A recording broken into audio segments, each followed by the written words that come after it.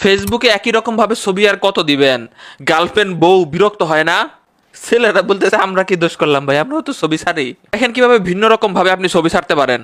আপনি আপনার প্রোফাইলে গিয়ে থ্রি ডটে চাপ দিবেন, চাপ দেওয়ার পরে আপনি এখানে সার্চ বারে যাবেন, সার্চ বারে যাওয়ার পরে লাইভ ইভেন্টে চলে যাবেন, এরপরে ক্রিয়েটে চলে যান, এরপরে আপনি ক্রিয়েট ইউ অন এখানে চাপ দেন, চাপ দেওয়ার পরে আপনি এখান থেকে যে কোনো একটা ছবি আপলোড দিবেন, যে ছবিটা আপলোড দিতে চান সেটা সিলেক্ট করে উপরে ডান বাটনে ক্লিক করেন। এরপরে আপনি চেঞ্জ আইকনে ক্লিক করে আপনি এর সাথে কিরকম আইকন যায় সেরকম আইকন আপনি দিতে পারেন। আমি যেমন লাভ আইকনটা দিয়ে দিলাম।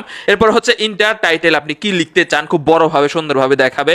যেমন আমি একটু লিখে দিতেছি, যদিও বা ওনারা চিনি না জানি না